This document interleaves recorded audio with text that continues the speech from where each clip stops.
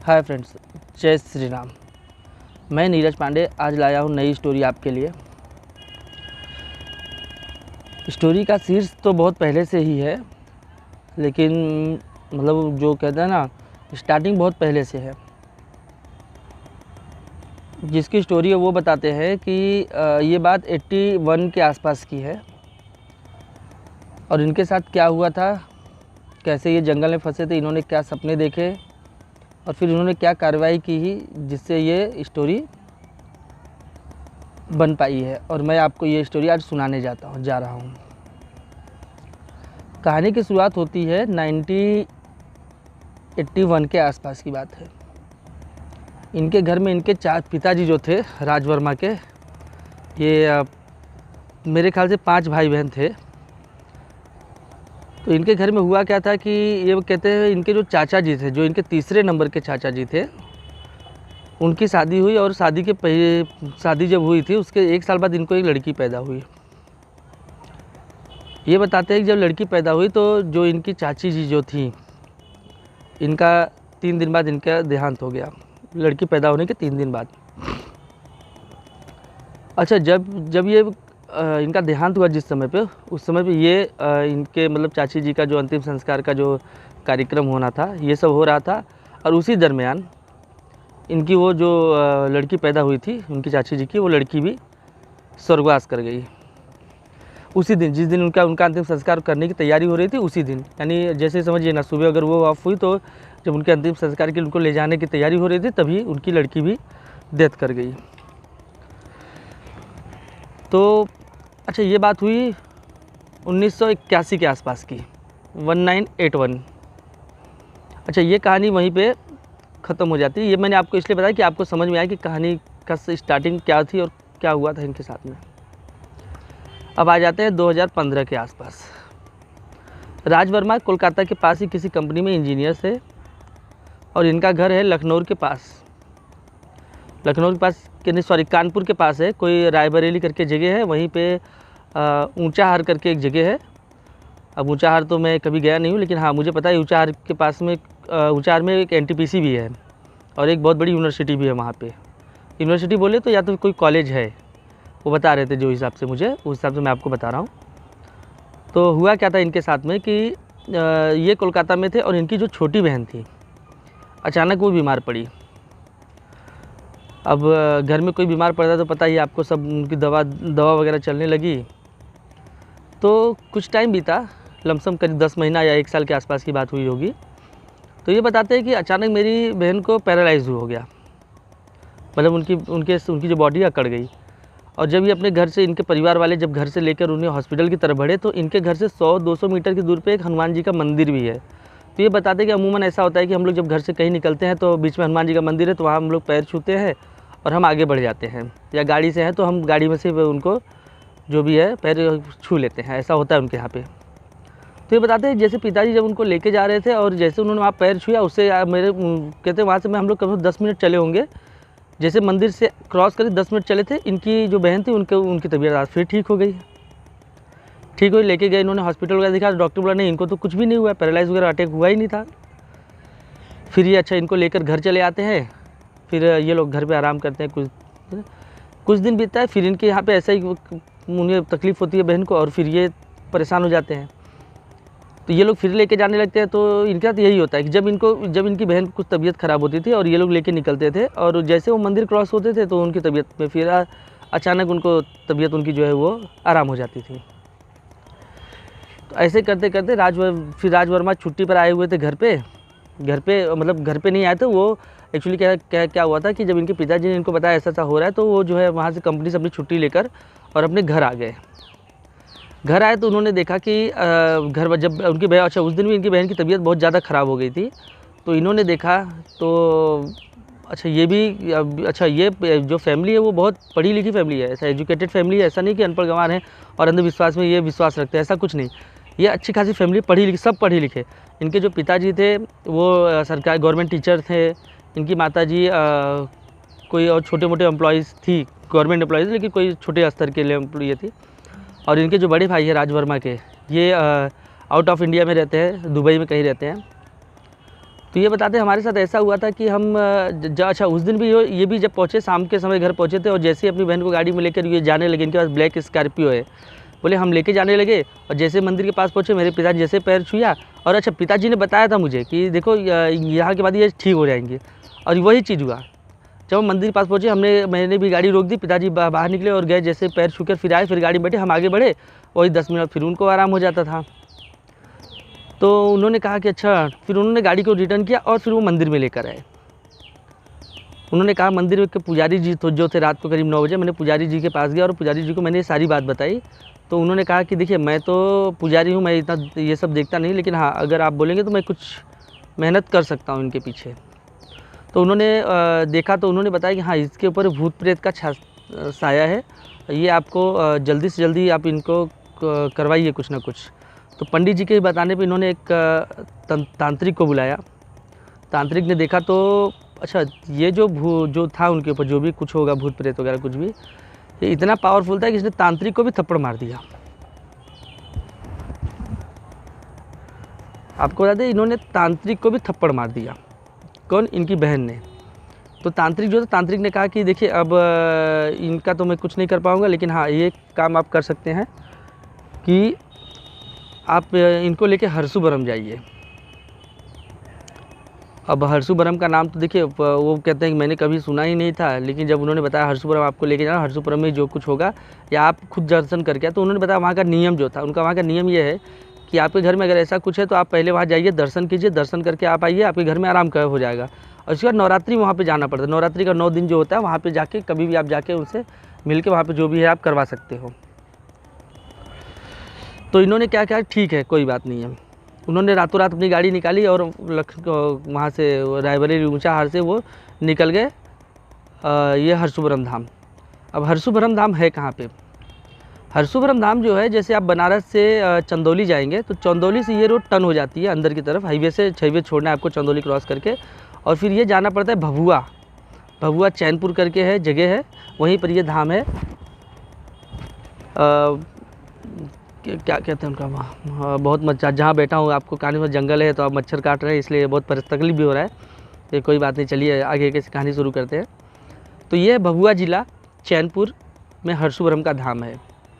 तो ये कहते हैं कि मैं रातों रात वहाँ से निकला और मैं अपनी गाड़ी को खींचते हुए जो है मैं करीब सुबह 8 बजे तक मैं बनारस टच कर दिया था, वाराणसी के पास। और इन्होंने वाराणसी से इन्होंने कहा, मैंने उस समय पे जीपीएस बहुत कम यूज़ होता था, 2015 की बात है। तो कहते हैं कि मैं पूछते पूछते जो है 11:30-12 बजे तक मैं चैनपुर पहुंचा। मंदिर में गया तो मंदिर का कुछ अलग ही माहौल है। और सच बताओ मंदिर में मैं भी गया हूँ, वहाँ पे मैंने देखा है। सॉरी आप इस बार आज तो बहुत तकलीफ़ हो रही है, जंगल का इलाका है और मच्छर बहुत लग रहे हैं, सॉरी माफ़ कीजिएगा, लेकिन आज एडजस्टमेंट करना ही पड़ेगा कहीं ना कहीं पे। तो ये बताते हैं जब मैं वहाँ पहुँचा तो वहाँ का कुछ अलग ही माहौल था। तो वहाँ के जो गुरुजी थे, मैंने गुरुजी के पास गया, बोलते वो गुरुजी कुछ तिवारी हैं, तो गुरुजी के पास गए और उन्होंने वहाँ पे बात की। तो गुरुजी ने उन्होंने नाम पूछा गुरुजी ने, और कुछ भी नहीं पूछा, बस नाम पूछा तो उन्होंने बता दिया आपका घर कहाँ है कैसे, उन्होंने सब कुछ बता दिया लड़की का नाम पूछकर। और उन्होंने बताया इसको कुछ कहते हैं मृत्यु बाण का, जिस लड़की के बारे में आप लेकर आए हैं उसे मृत्यु बाण लगा हुआ है, तो इसका विधान करना पड़ेगा, ऐसा उन्होंने सब बताकर मुझे। और पहली बात तो मैं वहाँ बहुत लेट हो गई थी, मैं सुबह 10 बजे पहुँचा था और 4 बजे मुझे गुरुजी मिले और मैं फिर उनसे बात वगैरह करके उन्होंने कुछ मुझे भभूत वगैरह दिया, कुछ जंतर वगैरह दी, बोली लड़की को पहनाने के लिए, और मैं वहाँ से निकल गया। तो मैं वहाँ से निकल गया, मैंने सोचा, तो मैंने प्लानिंग किया था कि चलो यहीं पे कहीं होटल मिलेगा, मैं होटल लेके रुक जाऊँ, क्योंकि उन्होंने बताया कि मैं कोलकाता से मैं वहाँ पहुँचा था और अर्जेंट में मैं फिर वहाँ से निकला, तो मैं रात भर सोया नहीं था, तो मुझे नींद आ रही थी। तो उन्होंने कहा कि मैं गाड़ी कहीं लेके मैं सो जाता हूँ, ये होटल लेके कहीं मैं आराम कर लेता हूँ। लेकिन उनके और अकेले थे, स्कॉर्पियो थी, तो वो रुके नहीं और वहाँ से चल दिए। कहानी की शुरुआत यहाँ से होती है। वो जंगल के पास में वहाँ से निकले तो उन्होंने बताया एक वहाँ पे एक मस्जिद है और मस्जिद के पीछे बहुत बड़ा एक किला बना हुआ है, भभुआ के पास है। अब देखिए वो चीज़ मैंने नहीं देखी, लेकिन वो बताते हैं। खैर वहीं पे मैं पहुँचा था गाड़ी लेकर, और अचानक में मैंने देखा क्या कि मेरे गाड़ी के आगे कोई एक लड़की पड़ी हुई है, छोटी सी बच्ची, जो मेरी गाड़ी के आगे पड़ी हुई है और वो हाथ पैर हिला रही है और आसपास कोई नहीं था। अब मुझे भी डर लग रहा था, तो कहा इन्होंने क्या किया कि और अब ये पढ़े लिखे थे तो इन्होंने उस चक्कर में न पड़े, इसलिए वो बगल से अपनी गाड़ी निकाल के लेके चले गए। उस लड़की को उन्होंने उठाया नहीं और जब आगे बढ़ गए तो उन्होंने देखा क्या कि पीछे के जो मिरर होता है, पीछे मिरर उन्होंने बोला कि मैंने देखा वहाँ पे कोई भी लड़की नहीं थी। और इसके बाद मुझे डर लगने लगा और अचानक में मुझे क्या हुआ कि मैंने मेरी गाड़ी जो थी थोड़ा सा आगे जाने के बाद में मुझे नींद इतनी बुरी तरीके से आई कि मुझे लग रहा है मैं पहले सो गया और मेरी गाड़ी बाद में रुकी और बीच रोड पे गाड़ी रुकी है और गाड़ी बंद हो गई और मैं उसी में पड़ा रह गया। मुझे यहाँ जहाँ तक याद है कि मैं पहले बेहोश हुआ था। सॉरी, माफ़ कीजिए, आज तो बहुत तकलीफ़ हो रही है, मच्छर बहुत बुरी तरीके से काट रहे हैं। चलिए आगे बढ़ते हैं। बोलते मेरी गाड़ी, मैं पहले खड़ा सोया हूँ और गाड़ी मेरी बाद में खड़ी हुई, मुझे ऐसा लगता है। और सोए तो उनको फिर वो कहानी जो है इनके दिमाग में चलने लगी। बोलते मैंने सपने में मैंने उनको देखा कि मेरी चाची जी जो थी उनको एक लड़की, मतलब उनकी जो दादा के भाई थे, ऐसा था, उनके सगे चाचा जी, सॉरी सगे, उनके दादाजी के जो थे, दादा या परदादा ऐसे कुछ थे, उनके घर में ऐसा हुआ था उस समय पे। तो बताते हैं कि लड़की पैदा हुई थी और लड़की जैसे वो मेरी चाची जी जो थी, दादा की जो वाइफ थी, वो जैसे ही ऑफ हुई तो उसके बाद घर वालों ने क्या किया, उस लड़की का गला दबा कर उसे मार दिया था। वो बताते हैं कि अगर लड़की रह जाती तो फिर चाहे वो दादा की शादी नहीं होती, जब सॉरी मैं चाचा कह रहा हूँ या दादा, ऐसा कुछ कंफ्यूज हो गया वहाँ पे, लेकिन मेरे ख्याल दादाजी की बात हुई थी।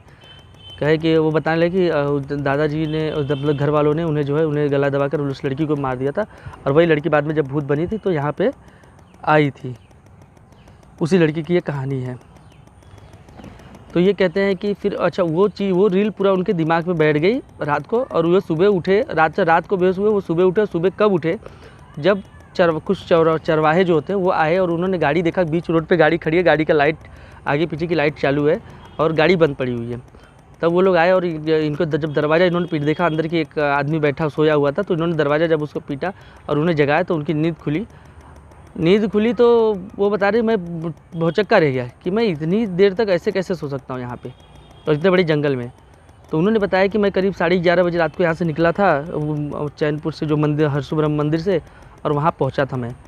और 1 घंटा भी सफ़र नहीं लेता मेरे ख्याल से। तो वो बताते हैं कि फिर वहाँ पे क्या हुआ, अचानक में जब मैं उठा और मुझे कुछ समझ में नहीं आया, मैं तुरंत गाड़ी से बाहर निकला, पानी लिया, मुँह धोया और मुँह धोने के बाद मैं तुरंत हरसुब्रह्म मंदिर की तरफ फिर से गाड़ी घुमा दी और फिर वो गुरुजी के पास फिर गया और गुरुजी को बताया, गुरुजी ऐसा हुआ है और मैं रात को जब आपको यहाँ से निकलने बाद मेरे साथ ये रात में ये घटना घटी है। गुरुजी ने तुरंत देखा तो गुरुजी समझ गए कि हाँ, उन्होंने तुरंत देख लिया इनके बारे में क्या हुआ था। तो गुरुजी ने उनसे कहा कि एक काम कीजिए, मैं आपको, गलती मेरी भी हुई है कि मैंने आपको जंतर नहीं दी थी, क्योंकि आप मेरे पास है, खतरा आपके ऊपर भी हो सकता है, मैंने आपको जंतर नहीं दी थी। अच्छा, उन्होंने जंतर मेरे लिए बनाया और मुझे बांध भी दिया और मेरी गाड़ी को भी एक जंतर लगा दिया उन्होंने। और गाड़ी लेकर मैं वहाँ से फिर निकला, फिर मुझे कोई तकलीफ़ नहीं, मैं चुपचाप घर आ गया। घर से आने के बाद में गुरुजी ने जैसा बताया था मुझे कि मेरी बहन को नहला धुला कर और फिर ऐसा करना है और फिर उन्हें कहीं बच्चा पैदा वहाँ नहीं जाना है और फिर कहीं पे अगर कहीं कोई मर गया है उसी के, मेरी बहन को जाने के लिए मनाही थी। और मेरी मम्मी जी के लिए उन्होंने हिदायत दी थी कि वो आज से किसी के यहाँ पे भी कोई सामान लेकर नहीं खा सकती, आपको जो भी लेना है वो उन्हें पैसे देकर ही उनसे लेना है। ऐसा 15 महीना उन्होंने करने के लिए कहा था और कहा था नवरात्रि में आने के लिए।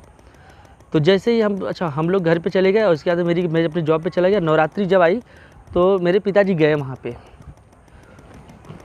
हरसुब्रह्म, मैंने अपने पिताजी को गाड़ी के साथ भेजा, मैं नहीं गया था, मेरे पिताजी गए वहाँ पे जाने के बाद में। और वो जो मेरी बहन थी, मेरी बहन को भी लेके गए वहाँ पे। देखने के बाद उन्होंने बताया कि जो पंडित जी थे वहाँ पे उन्होंने एक मंदिर बनाया छोटा सा, चैनपुर की जो मंदिर धाम है उसके बाजू एक मंदिर बनाया और एक आटे की, कहते हैं कि आटे की गुड़िया बनाई गई और उस गुड़िया के अंदर जो है ये जो गुड़िया जो मेरी बहन के ऊपर थी उसका प्रवेश उस आटे की गुड़िया में करवाया गया और उसका अंतिम संस्कार करवाया गया था वहीं पर हरसुब्रह्म में।